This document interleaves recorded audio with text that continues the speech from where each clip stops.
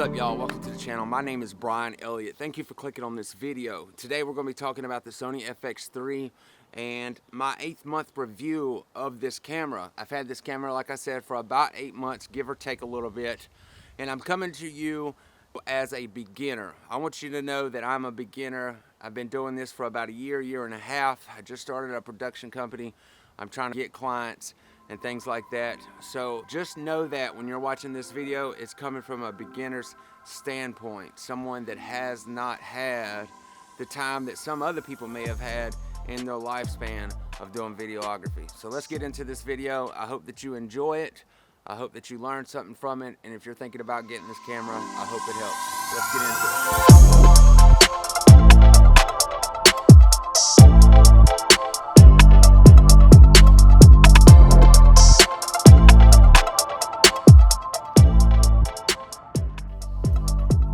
What is up, guys? Welcome to Inside the Studio. We're going to finish talking about the positives and the negatives about having such a powerhouse of a camera, the FX3, and being a beginner, someone that's not making a lot of money with their camera right now. That's kind of what I mean as a beginner, and I'm still learning things about cameras and cinematography and things like that, and also YouTube. I'm learning more and more about YouTube, trying to make it as a YouTuber so I can turn this into a full-time gig. That's the goal, that's the journey, that's what I want to do. So like I said, we're going to talk about the SONY FX3, and I'm going to give you some positives and some negatives about owning this camera. So let's jump right into it with my number one negative. I figured I'd do it backwards, considering most YouTubers, I think, do like the positives or the good things about stuff. I want to do it backwards today. So the first negative about owning the SONY FX3 and like the Sony a7S III, and you know, not making money with your camera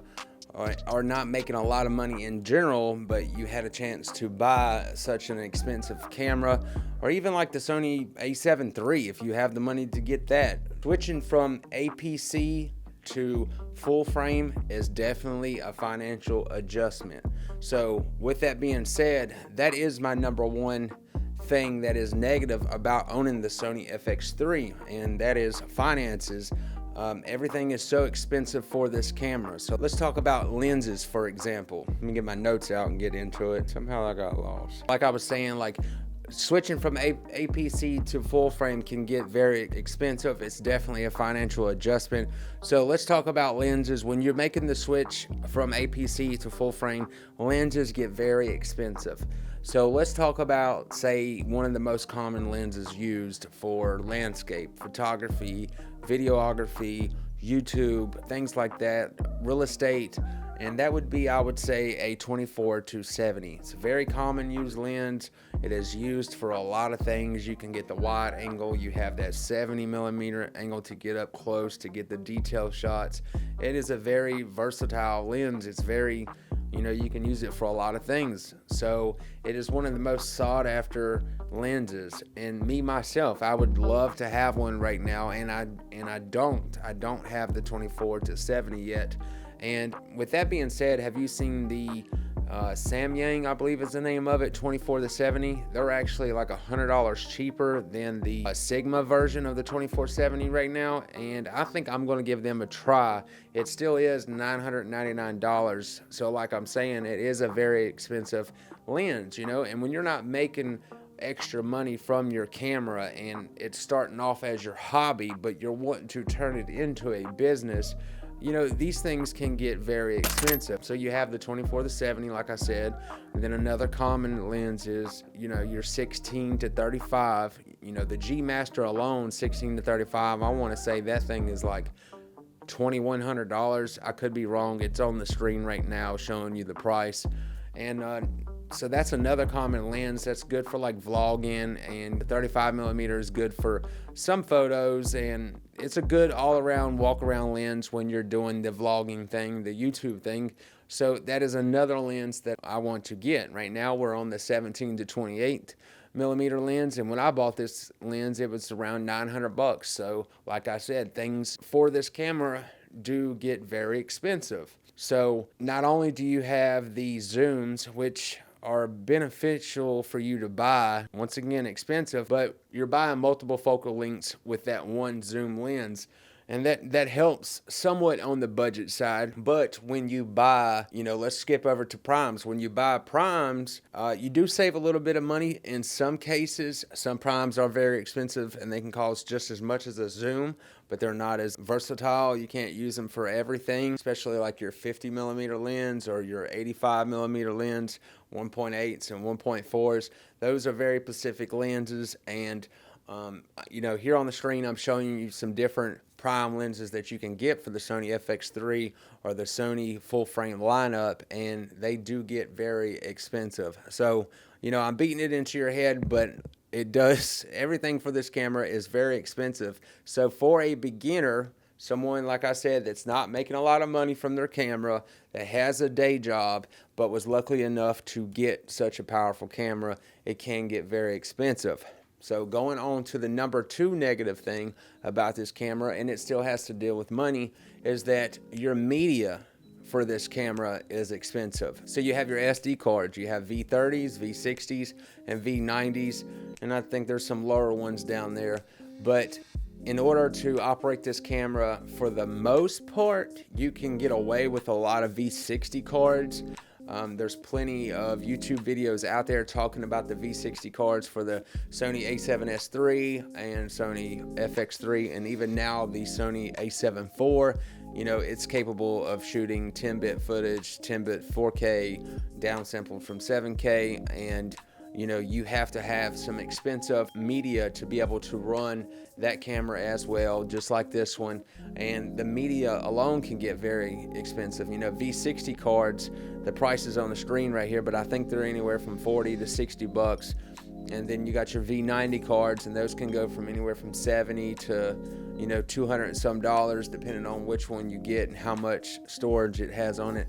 And then you have your most expensive, which is the CF Express Type A cards. So getting the CF Express Type A cards, you unlock this camera to its full potential, meaning you can use the S&Q mode, which is for slow and quick if you didn't know. And what that does is slow down your footage, and you can set it for recording at 120 frames per second, but it automatically shoots it out of the camera, like records it to the SD card at 20 frames per second or 30 frames per second. And I think it even goes down to 1 frame per second if that is something you wish for it to do.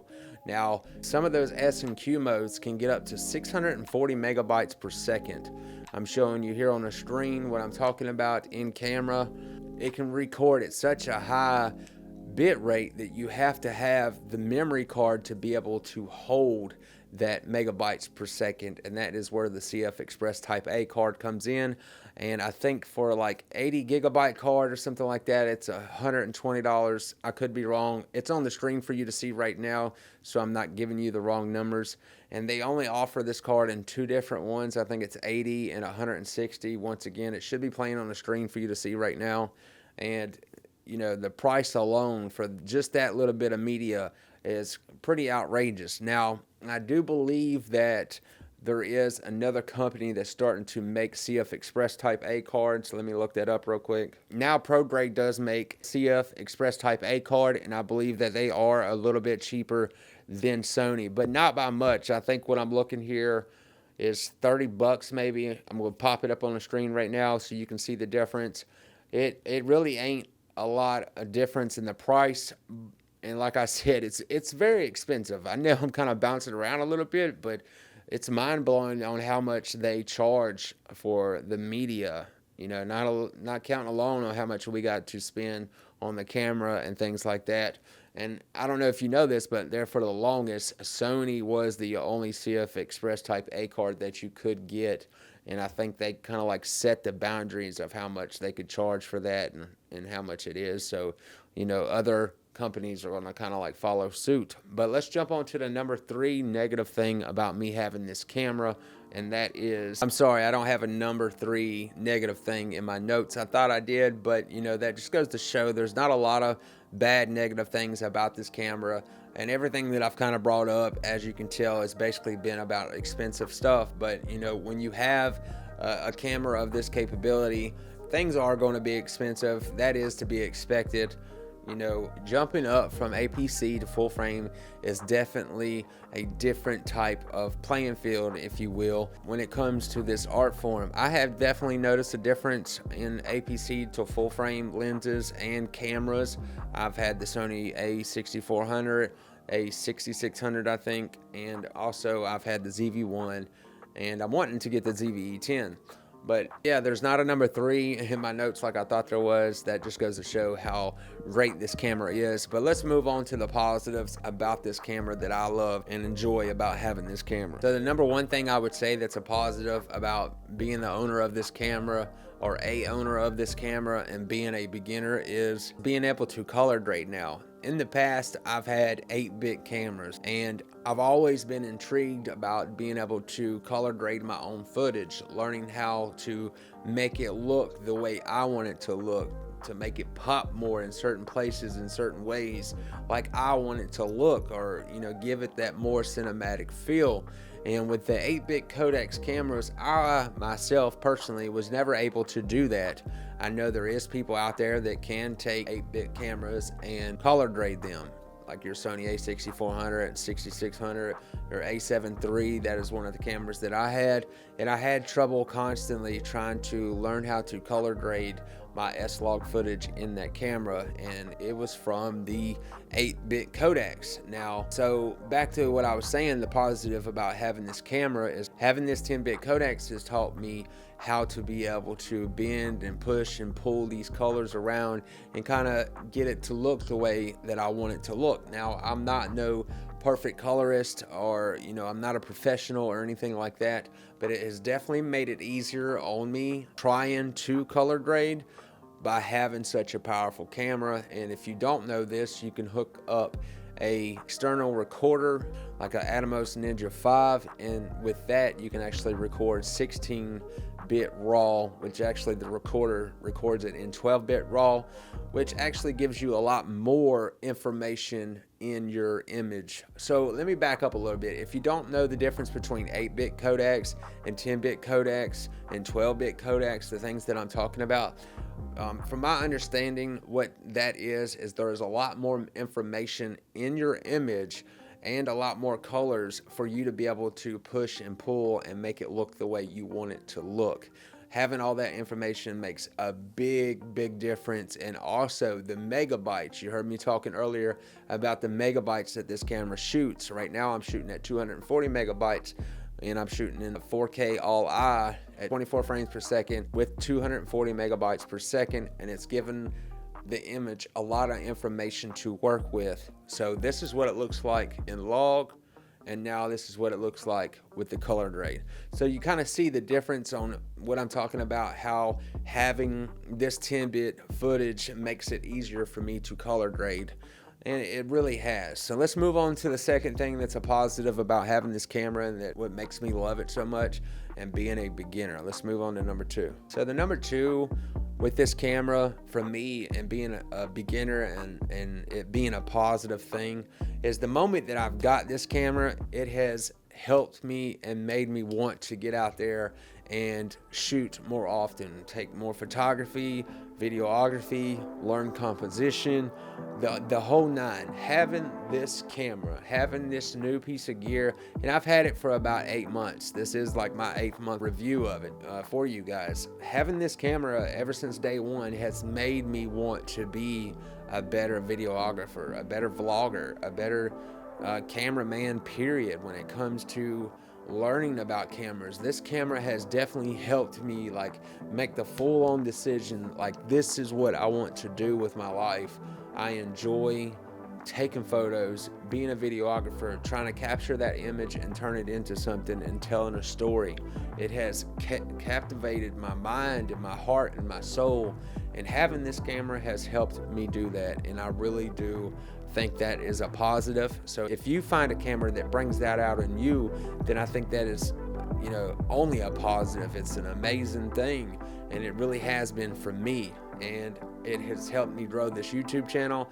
You know, I still only have 110 subscribers, but it is steadily, slowly growing, and I feel as I get better, it does grow the YouTube channel, and it grows my technique like I said, just having this camera, like I said, has pushed me out there to get out there and learn more and do more. What does MATTI HAAPOJA say?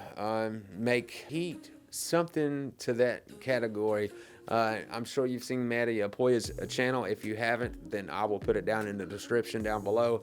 Guy is awesome. Him and Peter McKinnon. If you haven't heard about these two guys and you're in the camera world, I don't know what you've been doing, but I will put both of their channels down below. Them guys are awesome. But it's really bothering me that I can't say that.